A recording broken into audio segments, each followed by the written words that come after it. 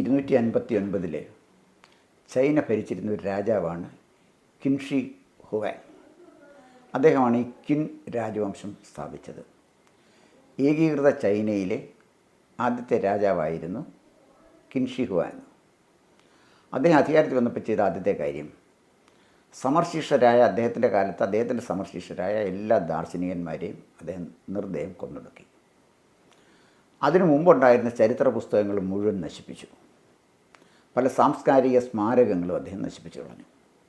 അദ്ദേഹത്തിൻ്റെ ലക്ഷ്യം ഭാവി ചരിത്രം എഴുതുമ്പോൾ ചൈനയിലെ ആദ്യത്തെ രാജാവ് കിൻ ഷി ഹുവാങ് ആയിരിക്കണം, അങ്ങനെ ആയിരിക്കണം ചരിത്രത്തിൽ രേഖപ്പെടുത്തേണ്ടത് എന്നാണ് അദ്ദേഹം ആഗ്രഹിച്ചത്. പക്ഷേ ചരിത്രം രേഖപ്പെടുത്തിയത് കിൻഷി ഹുവാങ്ങിൻ്റെ ക്രൂരതകളടക്കമുള്ള എല്ലാ കാര്യങ്ങളുമാണ്. ഞാനിപ്പോൾ ഇത് പറയാൻ ഒരു കാരണമുണ്ട്. ഈ 2025 ഒക്ടോബർ 13 തിരുവനന്തപുരത്ത് രാജ്ഭവനിൽ ഒരു ചടങ്ങ് നടക്കുകയുണ്ടായി. ആ ചടങ്ങ് സംഘടിപ്പിച്ചത് ശ്യാമപ്രസാദ് മുഖർജി റിസർച്ച് ഫൗണ്ടേഷൻ ആണ്. ഡോക്ടർ ശ്യാമപ്രസാദ് മുഖർജിയുടെ 125ാമത് ജന്മജയന്തി ആണ് ശ്യാമപ്രസാദ് മുഖർജി ഫൗണ്ടേഷന് അവിടെ ആഘോഷിച്ചത്. ബഹുമാനപ്പെട്ട കേരള ഗവർണർ രാജേന്ദ്ര ആർലേക്കർ അദ്ദേഹം ഈ യോഗം ഉദ്ഘാടനം ചെയ്തു. യോഗത്തിൽ ശ്യാമപ്രസാദ് മുഖർജി അനുസ്മരണം നടത്തിയത് പ്രജ്ഞാപ്രവാഹിൻ്റെ national convener Shri J Nandakumar ആയിരുന്നു. ഈ പ്രഭാഷണം കേട്ടുകൊണ്ടിരുന്നപ്പോൾ വളരെ ആഴത്തുള്ളൊരു പ്രഭാഷണമാണ് അദ്ദേഹം നടത്തിയത്. ഇന്ത്യൻ ദേശീയതയെക്കുറിച്ച്, അതിൽ ശ്യാമപ്രസാദ് മുഖർജി നൽകിയ സംഭാവനകളെക്കുറിച്ച്, ഇന്ന് ഇന്ത്യൻ ദേശീയത നേരിടുന്ന വെല്ലുവിളികളെക്കുറിച്ചൊക്കെ ഭംഗിയായിട്ട് അദ്ദേഹം പറഞ്ഞു. പക്ഷേ ഒരു ചരിത്ര വിദ്യാർത്ഥിയായിരുന്ന എൻ്റെ മനസ്സിലേക്ക് പെട്ടെന്ന് വന്നത് 1950കളിലെ ഇന്ത്യൻ രാഷ്ട്രീയമായിരുന്നു. ചൈനയിലെ കിൻഷി ഹുവാങ്ങിനെ അനുസ്മരിപ്പിക്കുന്ന ഒരു മാനസിക ഭാവമുള്ള ആളായിരുന്നു നമ്മുടെ പ്രഥമ പ്രധാനമന്ത്രി ജവഹർലാൽ നെഹ്റു. അദ്ദേഹം ഇന്ത്യയുടെ പ്രഥമ പ്രധാനമന്ത്രിയായി വന്നപ്പോൾ അദ്ദേഹം ആഗ്രഹിച്ചത് തൻ്റെ സമശീർഷരായ എല്ലാ നേതാക്കന്മാരും ചരിത്രത്തിൻ്റെ പിന്നാമ്പുറങ്ങളിലേക്ക് തള്ളപ്പെടണം എന്ന് ആത്മാർത്ഥമായിട്ട് ആഗ്രഹിച്ച ഒരാളാണ് അദ്ദേഹം ആഗ്രഹിക്കുന്നത് പോലെ ചരിത്രം എഴുതി കൊടുക്കാൻ തയ്യാറായ ഒരു പറ്റം മാർക്സിയൻ ചരിത്രകാരന്മാരും അന്ന് ഇന്ത്യയിലുണ്ടായിരുന്നു. നെഹ്റു ഒരു ഫാബിയൻ സോഷ്യലിസ്റ്റായിരുന്നു. സോവിയറ്റ് റഷ്യയുടെയും സോവിയറ്റ് കമ്മ്യൂണിസ്റ്റ് സംവിധാനത്തോടെയൊക്കെ അദ്ദേഹം പ്രകടിപ്പിച്ച ആഭിമുഖ്യത്തിൽ ആകൃഷ്ടരായ ഇന്ത്യയിലെ ചരിത്രകാരന്മാർ നെഹ്റു എന്തു പറയുന്നു അത് ആപ്തവാക്യമായി സ്വീകരിച്ചു. നെഹ്റു പറയുന്നത് പോലെ തന്നെ ചരിത്രം എഴുതി കൊടുത്തു. നെഹ്റുവിൻ്റെ ചൊൽപ്പടിക്ക് നിൽക്കുന്ന മാധ്യമങ്ങളും പത്രപ്രവർത്തകരും പത്രാധിപന്മാരുമാണ് അന്ന് ഇന്ത്യയിലുണ്ടായിരുന്നത്. വളരെ ചുരുക്കം പത്രങ്ങൾ മാത്രമേ നെഹ്റുവിൻ്റെ നിലപാടുകളെ ചെയ്തിരുന്നുള്ളൂ എന്നുള്ളതാണ് യാഥാർത്ഥ്യം. അപ്പോൾ നെഹ്റുവിനെ ശരിക്കും പറഞ്ഞാൽ ഈ കിൻഷി ഹുവാങ്ങിൻ്റെ ഒരു മനസ്സുള്ള ഒരു ജനാധിപത്യ ഗവൺമെൻറ്റിലെ പ്രഥമ പ്രധാനമന്ത്രിയായിരുന്നു നെഹ്റു. ഞാൻ കൂടുതൽ കാര്യങ്ങളിലേക്ക് പോകുന്നില്ല. ശ്യാമപ്രസാദ് മുഖർജിയെക്കുറിച്ച് ഓർത്തപ്പോഴേ നെഹ്റു നിഷ്കരണം ഒതുക്കിയ ചരിത്രത്തിൻ്റെ പിന്നാമ്പുറങ്ങളിലേക്ക് തള്ളാൻ നെഹ്റു ശ്രമിച്ച 2 പേരുണ്ട്. 2 ബംഗാളിൽ ജനിച്ച ആളുകളാണ്. അതിലൊന്നാമന് നേതാജി സുഭാഷ് ചന്ദ്രബോസ് ആയിരുന്നു. അദ്ദേഹം ICS പാസ്സായിട്ട് അത് വേണ്ട എന്ന് വെച്ച് ഇന്ത്യൻ സ്വാതന്ത്ര്യ സമര രംഗത്തേക്ക് വന്ന ആളായിരുന്നു. കേട്ടിട്ടുണ്ട് മോട്ടിലാൽ നെഹ്റുവിൻ്റെ വലിയ സ്വപ്നം ജവഹർലാൽ നെഹ്റുവിനെ ഒരു ICSകാരനാക്കണം എന്നുള്ളതായിരുന്നു. പക്ഷേ നെഹ്റു ഒരു ശരാശരിയിൽ താഴെ മാത്രം കഴിവുള്ള ഒരു വിദ്യാർത്ഥിയായിരുന്നു. അദ്ദേഹം കേംബ്രിഡ്ജ് സർവകലാശാലയിൽ പഠിച്ചു. അവിടെ നിന്ന് ജന്തുശാസ്ത്രത്തിലെ ബിരുദം നേടി. പിന്നെ ബാരിസ്റ്റർ പരീക്ഷ പാസ്സായി. പക്ഷേ അദ്ദേഹം പാസ്സായത് ജെൻറ്റിൽമാൻ പാസിൽ ആണ് എന്ന് ഞാൻ കേട്ടിട്ടുണ്ട്. എന്തായാലും ശരി, നെഹ്റു ഒരു സമർത്ഥനായ വിദ്യാർത്ഥിയായിരുന്നതായിട്ട് എങ്ങും രേഖപ്പെടുത്തിയിട്ടില്ല. പക്ഷേ സുഭാഷ് ചന്ദ്രബോസ് അന്നത്തെ കാലത്ത് ICS വേണ്ട എന്ന് വെച്ച് ഇന്ത്യൻ രാഷ്ട്രീയത്തിലേക്ക് വന്നപ്പോൾ അതൊരു മഹാത്ഭുതമായിരുന്നു. കാരണം അന്ന് സ്വർഗജാതന്മാർക്കാണ് ICS കിട്ടുന്നത് എന്നായിരുന്നു സങ്കല്പം. അത് വേണ്ടെന്ന് വെച്ചാണ് അദ്ദേഹം സ്വാതന്ത്ര്യ സമരത്തിലേക്ക് വന്നത്. പിന്നെ അദ്ദേഹത്തെ കണ്ടാലും ബംഗാളിയുടെ സൗന്ദര്യം, അതുപോലെ തന്നെ തലയെടുപ്പ്, പ്രസംഗപാഠവും നെഹ്റുവിനേക്കാൾ എന്തായാലും വളരെ വളരെ മുന്നിൽ നിൽക്കുന്ന ആളായിരുന്നു നേതാജി സുഭാഷ് ചന്ദ്രബോസ്. പക്ഷേ അദ്ദേഹം ക്രൂരമായി കോൺഗ്രസ്സിൽ അവഗണിക്കപ്പെട്ടു എന്നുള്ളതാണ് യാഥാർത്ഥ്യം. 1938-ലും 1939-ലും 2 AICC സമ്മേളനങ്ങളിൽ അദ്ദേഹം AICC പ്രസിഡൻ്റായിട്ട് തിരഞ്ഞെടുക്കപ്പെട്ടു. മഹാത്മാഗാന്ധിയുടെ സ്ഥാനാർത്ഥിയായിരുന്ന പട്ടാഭി സീതാരാമയ്യനെ തോൽപ്പിച്ചുകൊണ്ടാണ് നേതാജി സുഭാഷ് ചന്ദ്രബോസ് ഒരു പ്രാവശ്യം AICCയുടെ പ്രസിഡൻ്റായിട്ട്, കോൺഗ്രസ് പ്രസിഡൻ്റായിട്ട് തിരഞ്ഞെടുക്കപ്പെട്ടത്. അത് വല്ലാതെ ഗാന്ധിയെ അലോസരപ്പെടുത്തി. ഗാന്ധിക്ക് എത്രയൊക്കെ മഹാത്മ്യമുണ്ട് എന്ന് നമ്മൾ പറയുമ്പോൾ ചില ദൗർബല്യങ്ങളും ഗാന്ധിജിക്ക് ഉണ്ടായിരുന്നു. ഗാന്ധിജിയുടെ ചൊൽപ്പടിക്ക് നിൽക്കുന്ന ഒരാളായിരുന്നില്ല നേതാജി സുഭാഷ് ചന്ദ്രബോസ്. അദ്ദേഹം സ്വാതന്ത്ര്യം വില കൊടുത്ത് വാങ്ങിക്കണം എന്ന് ആഗ്രഹിച്ചിരുന്ന ഒരാളാണ്. ബ്രിട്ടീഷുകാരൻ സൗജന്യമായി ഒരു വെള്ളിത്തളികയിൽ വെച്ച് തരുന്ന സ്വാതന്ത്ര്യത്തിന് വിലയില്ല എന്ന് കരുതുന്ന ആൾ തന്നെയായിരുന്നു നേതാജി സുഭാഷ് ചന്ദ്രബോസ്. എന്തായാലും ശരി, നേതാജിയുടെ വളർച്ച വല്ലാതെ അലോസരപ്പെടുത്തിയത് നെഹ്റുവിനെയാണ്. ഗാന്ധിജിയുമായിട്ടുള്ള അഭിപ്രായ വ്യത്യാസത്തെ തുടർന്ന് നേതാജി കോൺഗ്രസിൽ നിന്ന് രാജിവെച്ച് ഫോർവേഡ് ബ്ലോക്ക് എന്നൊരു പാർട്ടി അദ്ദേഹം രൂപീകരിക്കുകയും ചെയ്തു. പിന്നീട് തേയ്മാനിലുണ്ടായൊരു വിമാനാപകടത്തിൽ അദ്ദേഹം കൊല്ലപ്പെട്ടതായിട്ട് കരുതപ്പെടുന്നു. പക്ഷേ ആ വിമാനാപകടത്തിൽ അദ്ദേഹം കൊല്ലപ്പെട്ടില്ല എന്നും റഷ്യയിൽ അദ്ദേഹം തടവുകാരനായി മാറിയെന്നും ഒക്കെയുള്ള ഒരുപാട്, എന്തായാലും ശരി, ഒട്ടേറെ കഥകളുണ്ട്. എന്തായാലും ശരി, നേതാജി സുഭാഷ് ചന്ദ്രബോസിൻ്റെ തിരോധാനത്തെക്കുറിച്ച് ഒട്ടേറെ ദുരൂഹതകൾ ഇന്നും നിൽക്കുന്നുണ്ട്. അപ്പോൾ സുഭാഷ് ചന്ദ്രബോസ് ആയിരുന്നു നെഹ്റുവിൻ്റെ ആദ്യത്തെ ശത്രു. രണ്ടാമത്തെ ആളായിരുന്നു ശ്യാമപ്രസാദ് മുഖർജി. അദ്ദേഹവും പലതുകൊണ്ടും നെഹ്റുവിന് മുകളിൽ നിൽക്കുന്ന ഒരാൾ തന്നെയായിരുന്നു. ബംഗാൾ യൂണിവേഴ്സിറ്റിയിലെ അദ്ദേഹം വൈസ് ചാൻസലറായിരുന്നു. ബംഗാൾ യൂണിവേഴ്സിറ്റി എന്ന് പറഞ്ഞാൽ അന്ന് ഏഷ്യയിലെ ഏറ്റവും വലിയ യൂണിവേഴ്സിറ്റിയായിരുന്നു ബംഗാൾ യൂണിവേഴ്സിറ്റി. ഈ ബംഗാൾ യൂണിവേഴ്സിറ്റിയിലെ അദ്ദേഹം വൈസ് ചാൻസലറാകുമ്പോൾ വെറും 33 വയസ്സ് മാത്രമായിരുന്നു ഡോക്ടർ ശ്യാമപ്രസാദ് മുഖർജിയുടെ പ്രായം. ആലോചിച്ച് നോക്കാം ബൗദ്ധികമായി എവിടെ നിന്ന ആളാണ് ശ്യാമപ്രസാദ് മുഖർജി എന്ന്. നെഹ്റുവിൻ്റെ ക്യാബിനറ്റിൽ അദ്ദേഹം വ്യവസായ മന്ത്രിയായിട്ട് ജോയിൻ ചെയ്തു. പക്ഷേ നെഹ്റുവിൻ്റെ ഒരു ആൻറ്റി ഹിന്ദു, ഒരു ആൻറ്റി ഇന്ത്യൻ നിലപാടുകളോടെ ഒരിക്കലും ശ്യാമപ്രസാദ് മുഖർജിക്ക് യോജിക്കാൻ കഴിഞ്ഞില്ല.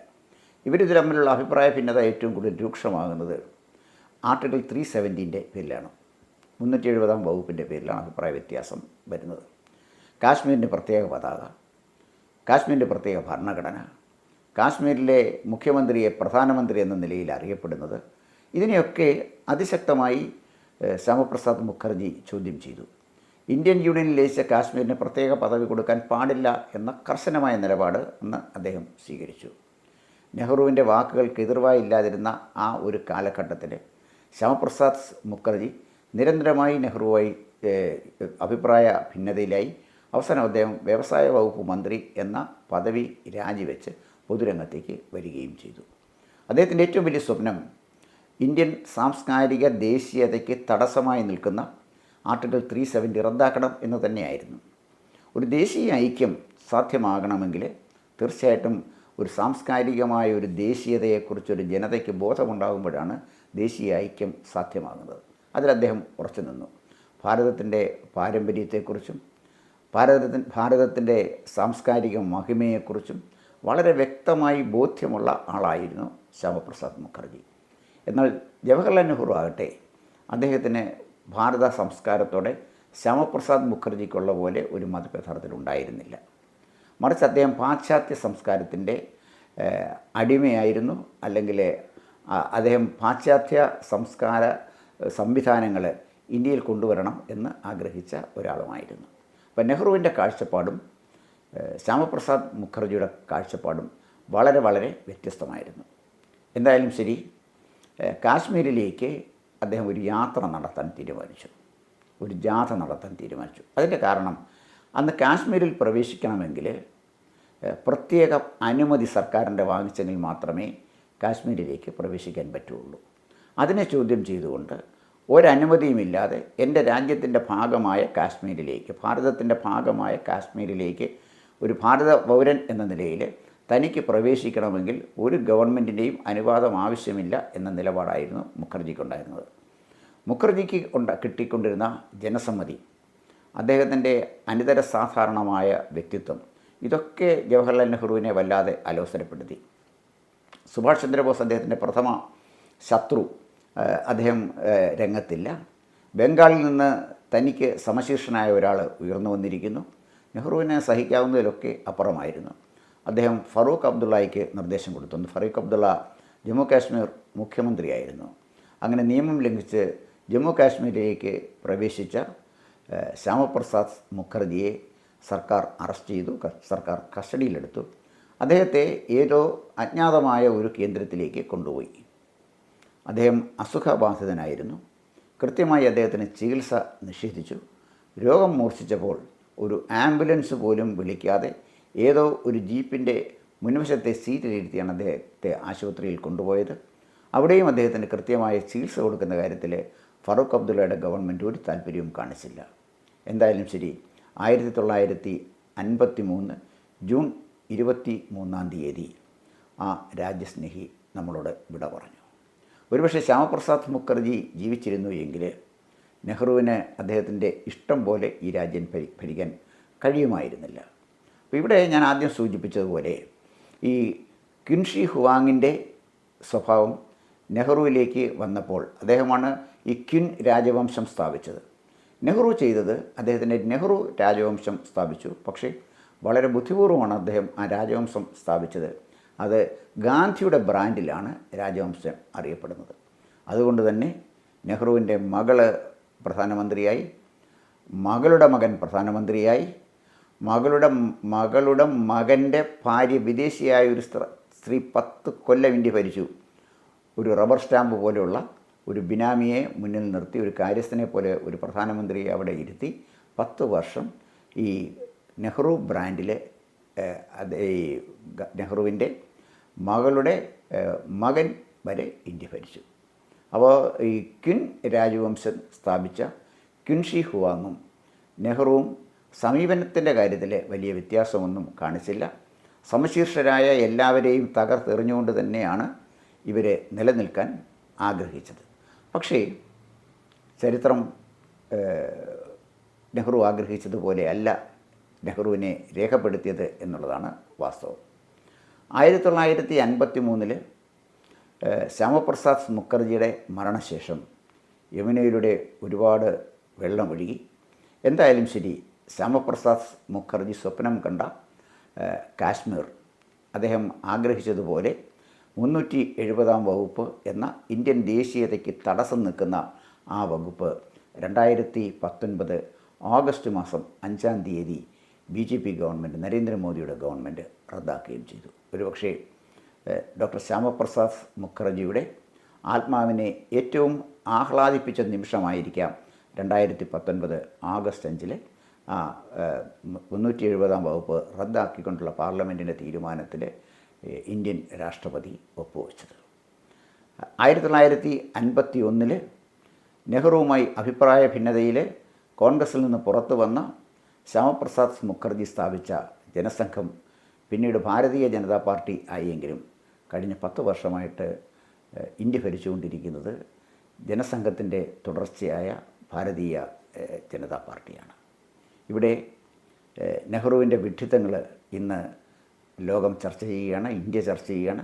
ഇന്ത്യയിലെ യുവജനങ്ങളെ സംബന്ധിച്ചിടത്തോളം നെഹ്റു എന്തെല്ലാം ചെയ്തു, നെഹ്റു എന്തെല്ലാം ചെയ്തില്ല, നെഹ്റുവിൻ്റെ ലക്ഷ്യങ്ങൾ എന്തായിരുന്നു, നെഹ്റുവിൻ്റെ ഹിഡൻ അജണ്ട എന്തായിരുന്നു എന്ന് ഈ വിവര സാങ്കേതിക വിദ്യയിലേക്ക് കടന്ന ഈ ലോകത്ത് ഏത് ചെറുപ്പക്കാരനും തൻ്റെ വിരൽത്തുമ്പിലൂടെ വിവരം ശേഖരിക്കാൻ കഴിയുന്നതാണ്. നെഹ്റുവിൻ്റെ ഒരു പുസ്തകം പോലും പ്രസിദ്ധീകരിക്കപ്പെടുകയുണ്ടായി. ഇന്ത്യ ഭരിച്ച പ്രധാനമന്ത്രിമാർ പലരുണ്ട്. നെഹ്റുവിൻ്റെ ബ്ലണ്ടേഴ്സിനെ കുറിച്ചുള്ള പുസ്തകം വളരെ കാലമായി നമ്മുടെ സമൂഹത്തിൽ പ്രചരിക്കുകയാണ്. അപ്പോൾ നെഹ്റു പ്രതീക്ഷിച്ചതുപോലെ അദ്ദേഹം വിലയ്ക്ക് വാങ്ങിയ മാർക്സിയൻ ചരിത്രകാരന്മാർക്കോ അദ്ദേഹം വിലയ്ക്ക് വാങ്ങിച്ച പത്രാധിപന്മാർക്കോ പത്രപ്രവർത്തകർക്കോ നെഹ്റുവിൻ്റെ പ്രതിച്ഛായ തുടർന്ന് നിലനിർത്താൻ കഴിഞ്ഞില്ല. ഇന്ന് ചരിത്രം ജവഹർലാൽ നെഹ്റുവിനെ വിചാരണ ചെയ്യുകയാണ്. ഈ വിചാരണയുടെ ഘട്ടത്തിലാണ് ഡോക്ടർ ശ്യാമപ്രസാദ് മുഖർജി എന്ന രാജ്യസ്നേഹിയെ നമ്മൾ അനുസ്മരിക്കുന്നത്.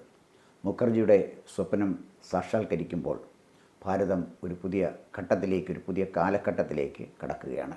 നെഹ്റുവിയൻ യുഗത്തിൽ നിന്ന് മോചനം നേടി ഒരു പുതിയ ഘട്ടത്തിലേക്ക് ഇന്ന് ഇന്ത്യ കടക്കുമ്പോഴാണ് ശ്യാമപ്രസാദ് മുഖർജിയുടെ 125ാമത് ജന്മജയന്തി ആഘോഷിക്കുന്നത്. കൂടുതൽ വാർത്തകളും വിശേഷങ്ങളും നേരിട്ട് ലഭിക്കാൻ ജനങ്ങളിൽ നിന്ന് ജനങ്ങളിലേക്ക് ജനഭൂമി ന്യൂസ് സബ്സ്ക്രൈബ് ചെയ്യൂ. ബെൽ ബട്ടൺ അമർത്താനും മറക്കരുത്.